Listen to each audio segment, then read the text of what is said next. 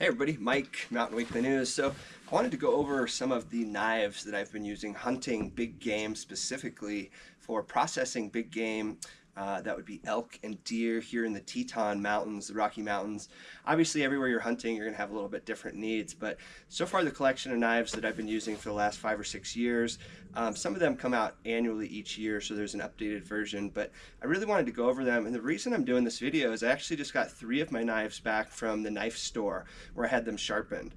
So one thing to consider is if you are going out elk hunting, your knife probably is going to barely last through one elk. So typically I like to have 2 or 3 knives with me, and then if you're going to be hunting, back to back or days like that, you definitely want to have others, kind of your backup knives. So let's go over the collection of knives I really like. If you'll notice, there's really 3 brands that are kind of the go-to for hunting knives, specifically that I found for hunting knives for big game, and that just really comes from the sharpness of their blade and the overall durability.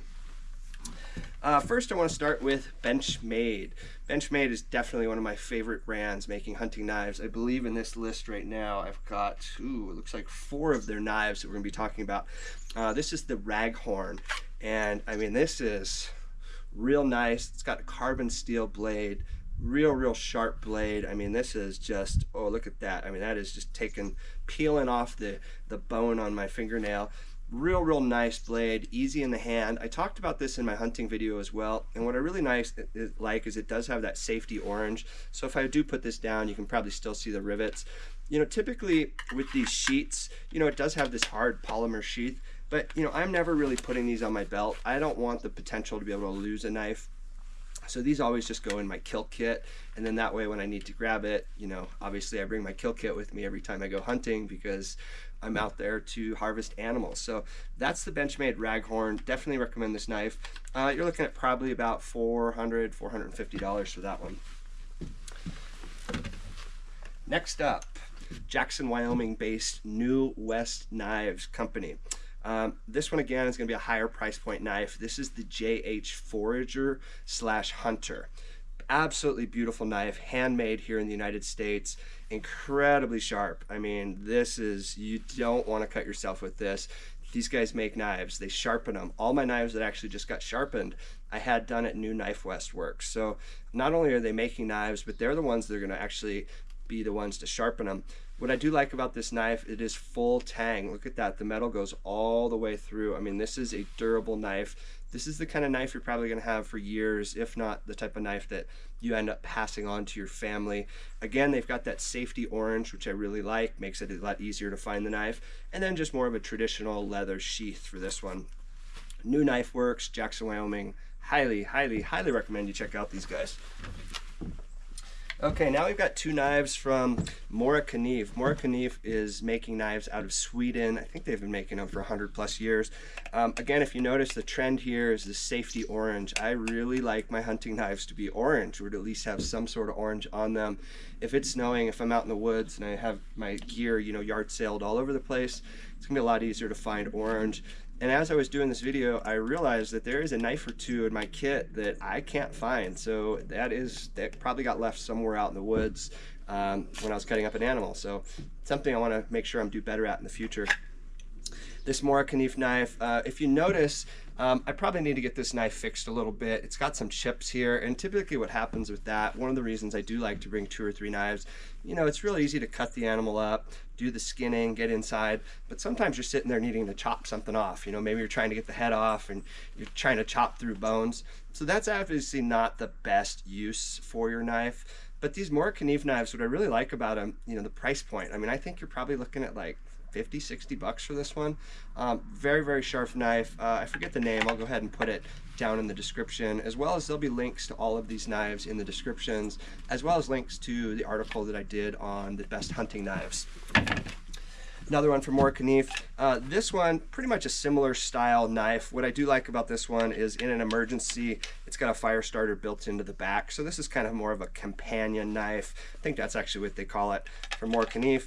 Again, plastic sheath. It does have the clip to go on the side, but again, I don't want to end up losing my knife and not have it when I need it. So with this kind of stuff, it just basically always goes back inside my kill kit. Okay, let's get into we're gonna save kind of the best for last. I've got another knife from Benchmade. This is the Benchmade, what is this one? I think this one is called the Steep Country knife. I really dig this. Again, you've got that safety orange, not to be redundant, but the way these handles are, they've got grooves in the handle. This way, even on a really cold day, I can still get a nice grip, especially if my hands are bloody, especially if I've got, you know, snow on my hand or if it's raining. I mean, there's times when your fingers just stop working. So it even has these metal ribs on the top that give you another kind of contact point. And if you notice, a little bit of serrated edges at the very top as well. So this is a real nice knife from Benchmade. Just fits in the hand well. I mean, I would say Benchmade and the next company I'm going to talk about are probably my two favorite knives right now in the outdoor industry, specifically for hunting. And it comes for good reason. I mean, they talk the talk. So now we're going to get into the Gerber line of things. Gerber, I've got 1, 2, 3, 4, 5s from Gerber that we're going to start with. I'm going to start with the one that I used the most last year. This was the Randy Newberg Gerber Hunter knife, and it is just a badass knife. What I really like about it, it's got two different things on here. So instead of having to carry two full knives, what they did is Randy's just the badass hunter.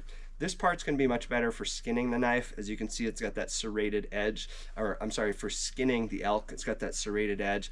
And then that way, when you need to do your cuts, you save the real sharp part for actually doing your cuts. So this is kind of neat how Gerber figured out basically how to work with Randy Newberg, work with one of the best hunters in the country to figure out how to make something that, you know, less is more. I mean, how much gear do you really need to carry with you? Oh, go. Close that back up, into the mountains. So if you only have to carry one knife, and I probably always recommend you carry two, but if you only are going to carry one, the Randy Newberg Hunter from Gerber, definitely highly one I'd recommend.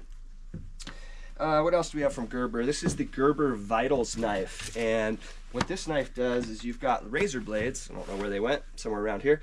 It's got razor blades that are interchangeable. So basically, I like this knife. It's really small, as you can see in hand, very light. This is the knife when I'm doing the fine cuts. You know, I mean, as you can see, you can really get in there. The razor blades easily pop up. Oh, here they are. The razor blades come in a little pack like so. You can just pop them in. Usually, I would say one razor blade per elk, but you might even need two. And with this is again going to be for that fine cutting. So I would use some of those other bigger knives, the power horses, if I needed to cut through, you know, the neck, especially that fat in the neck. I mean, that skin, that, you know, that gets thick. And so something like this would just fold and break. And then with these knives, you know, the blade is you got to be very gentle with this. So you're not going to be doing any sort of prying motion with this style of knife, which is fine. This is again going to be for those really sharp, I mean, you're talking surgical steel cuts here. The times that I've cut myself while elk hunting, processing an animal, it's happened quite a bit. And it's usually with this knife, and it's the time when you barely touch yourself and it will open up your skin and you're like, holy shit, I am bleeding right now. So the Gerber Vitals, I believe this is called. Again, this is another one that Randy Newberg and his crew uses. I mean, I've learned so much from that group. Definitely check these guys out. So we've got two more Gerbers. We've got the Drop Point and the Downwind Caper. Again, these are knives that we've reviewed. My team here in Jackson, Wyoming, huge fans of both of these knives. I would say on a daily basis, most of my crew that's hunting is probably hunting with these two. Again, you've got one that you're going to be able to do a little bit more of that skinning, really get in there and kind of peel, you know, help peel some of that skin and that fur back. And then that way you save the knife for, you know, the real sharp stuff. I mean, again, these knives are incredible. I actually had both of these at the knife store, so they sharpened them up. They sent them back to me along with that Randy Newberg knife. And so, you know, I'll probably put these back in my kit. You know, I had some other knives that I was testing. Basically, I look at it this way. Once I cut up an elk, that knife is done. I'm not going to use that knife again for anything until it has been sharpened. And that's something that, you know, I certainly can do on my own. You know, I haven't got into the whole knife sharpening thing, but for me right now, I feel just take it into the store and just pay them a few bucks to let them get that knife up to surgical steel again. And then the last one, I think, in my hunting collection of traditional hunting knives is going to be the Benchmade Tag Out Mini. Again, Benchmade, we've got some safety orange here. I really like it. you know, this could be worn as an everyday carry knife with that clip on the back, but I've actually done quite a bunch of cutting up elk and deer with this knife. What I like about it, you know, it is foldable. So, you know, most people I think probably prefer more of a standard blade instead of foldable for hunting. Just, you know, reliability and durability. But man, when it comes to size, what I dig about this is it's the type of knife that I can easily fold, or I can easily put in my pack of my bino harness. You know, I've got pockets here in the front, got pockets here in the side. So it might be just that kind of knife that, hey, I just want something on me, not necessarily my kit. So that's the kind of style of knife I would go there. And then within that style, there's also 4 other knives that I've kind of used over the years. A couple have come from CIVIVI. I did a review on this one last year. This is the Damascus knife. Look at that blade. I mean, this thing is incredible. I really, really, really dig this knife. Let's see if I can figure out how to close it. Yep, push button. And just, I mean, the CIVIVI stuff is great. Lower price point. Really, really nice material. So if you're looking for some more of an everyday carry knife that you can still do some cutting up of an animal with, again, these are going to be more of those fine cuts. So you know you're probably not going to want to try and go and skin the entire animal with it. But these two from CIVIVI, and I'll put links in there, and as well as we've reviewed these on the site. So they're pretty sweet. I've got another one from True. This knife from True has the interchangeable blades as well. So again, you know, this is pretty cool if you're trying to, you know, maximize how much weight that you're bringing into the mountains. I really like this knife for camping, for, you know, it's great for cooking around the fire, just little things, as well as cutting up animals. Again, these smaller knives are not going to be your main go-to knife, but they're great as your, like, I would say 3rd or 4th backup knife in your kit. And then Tektro. This is a knife company we just started working with, and man, I'm digging this stuff. My hands are fucking freezing right now. This is the Tektro with the Alpha blade, made in Portland, Maine. And one of the things, again, what I liked about testing this knife out recently is it's got these ribs in the side, and it really, I mean, on a cold day like this, I can grip this. If it didn't have that, my fingers would just be shooting all over the place. We're probably looking at like, oh, I don't know, 25, 30 degrees at the moment. So yeah, it gets kind of hard to close these. But yeah, that's a great one from Tektro. This is the Alpha 1 knife. Again, more of an everyday carry, but I would certainly consider bringing this in my hunting kill kit. Especially, you know, again, you go through a couple knives, or what if you're out with the boys and you're planning to get more than 1 or 2 elk that day, or 1 of 2 deer. Again, you could have both of your knives get dulled, so definitely make sure you've got some backups.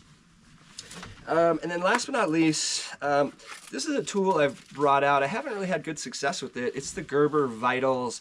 I believe it's the Vital Mini Saw. And what I found with this saw is there's just not enough space. There's not enough real estate to do anything. So like if I need to cut the head off an animal, I can't really sit there and do this. What I have found with this little mini is if I need to cut, you know, the, what's it called, the part of the arm or the part of the legs that I'm not going to take, you know, just that extra, you know, the foot and leg, this kind of works for that, but probably not my favorite. So if somebody knows of something that's a better saw, I know Gerber has a bigger one. It's obviously bigger and heavier, but I'll probably go that direction in the future because, again, it's a nice tool from Gerber, but it's just not the most usable tool. Okay, so that's a collection of the knives that I use. I would say the one common theme that you're going to know here is we're looking at Gerber, we're looking at Benchmade, and honestly, those are probably the 2 brands that I can stand behind no matter what. They're brands that you're going to find readily available at any hunting stores that you go to. You're going to find them online, and we've got great reviews from that stuff too. So if you're hunting, and if you're big game hunting specifically, and you're looking for some really sharp, durable knives that can handle what it takes to process a deer or to handle what it takes to process a big elk, definitely consider these knives that we've talked about here today. If you have any questions, feel free to leave a comment in the comment section. Hit that subscribe button. I think it's on one of these corners, and yeah, we'll keep putting out more great content like this. The wintertime we do a lot more ski and snowboard coverage. In the fall we're going to do hunting. As soon as it gets nice again, we get back on bicycles, and yeah, we just cover year-round stuff. So appreciate the support. Thanks for tuning in. Bye.